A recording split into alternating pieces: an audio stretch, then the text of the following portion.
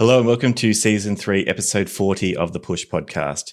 This is the podcast for senior marketers who want to up their stakeholder management, listen to strategy talk, or simply feel seen.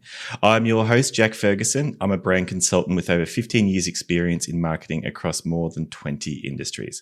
Today's episode is a solo episode. I do these in between the fortnightly discussions I have with other senior marketers. I use this format to share a shorter story with you or to explore a topic more deeply, and just so that you have another episode in between the fortnightly guest co-hosting episodes. Today, I'm going to be talking about positioning and how I discuss this with stakeholders. You've likely experienced issues having stakeholders not take this concept seriously. What's new, right? We're marketers. So I thought I'd share the analogy I use to get stakeholder buy-in for the concept of positioning. So let's get into it. So when I talk about things that a business can position, I utilize a methodology that there are three different concepts that can be positioned. The first being the company position, the second being brand position, and the third being product position. So I'll jump straight into the analogies I use here. One of my favorites is using the states of Australia. So if you're in Australia, you'll most likely understand the states of Australia and your stakeholders will as well. So I'll start with company position and how I talk about this. Now, company position to me is what the company is, what it does. So in the case of Australia, I'll use Queensland as an example. What is it? It's a state. It's a state of Australia. That's what it is. Queensland's company position is a state of Australia. A company position for an accountant would mean that people know they're an accountant. Same for lawyers and so on. And this may seem obvious, but I've worked with many brands, perhaps you have as well, where the audience or the market misunderstand what it actually is, what that brand does.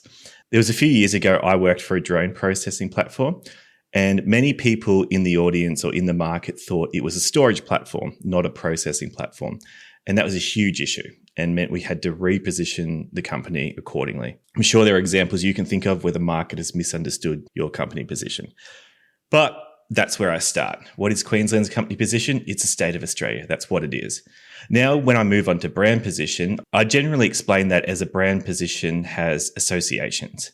So in the case of Queensland, that would be adventure, sunshine, thrill-seeking. These are all things that one might associate with Queensland: adventure, sunshine, thrill-seeking.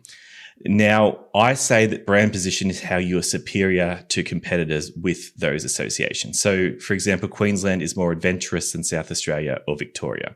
There's more sunshine, there's more thrills. And when I'm explaining brand position to a stakeholder, I do like to talk about two concepts. One being a brand position works if there's an appetite for those things. So there's no point claiming superiority over something else or someone else in your market that your market actually doesn't want. So the fact that adventure is wanted by the market means this is an association or a brand position worth chasing. And the second thing I always say is that it's got to be something that you're good at. So Queensland's good at those associations. If Victoria or South Australia tried to compete there, it would be tough work. They're going to be hard to take those associations away from Queensland, to be perceived as more adventurous in Queensland, for example. South Australia appearing to be more thrilling than Queensland. When you say it out loud, sounds a little bit ridiculous, right? So that's the way I explain brand position to a stakeholder. But the thing is that I will then go on to say that adventure, sunshine, and thrill-seeking aren't products or services per se, they're associations. And that's where the product positioning comes in. So Queensland's products like the theme parks or the Great Barrier Reef could be positioned to be superior to other choices. Now, they have to support the brand position, but you would more position the product, say Movie World or Dream World has more rides or more thrills, or there's more theme parks than other comparative choices, like let's say Luna Park in Victoria. Alternatively, it has a bigger reef with more sights to see than, say, the Ningaloo Reef in Exmouth, Western Australia. That's how I explain product positioning. And I find this analogy is quite a simple way to explain to a stakeholder how positioning works. You can then ask them if they go to Queensland and why they go there. And you can kind of explain through their own choices how brand positioning and product positioning work in how they make a choice.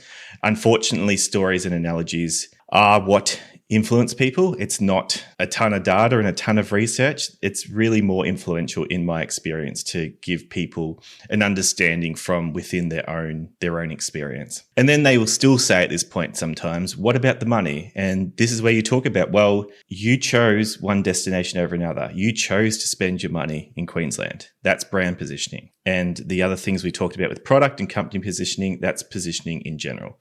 And that's how you make the market spend their hard-earned dollars with you rather than with another brand or a competitor. I hope that was useful. Please subscribe to this podcast to stay up to date. I release conversations with co-hosts fortnightly and do these solo in-between episodes every other week. If you are enjoying the podcast, please leave me a review. I would really appreciate it. That's all for this week. Happy positioning, and I'll be back in your ears next week.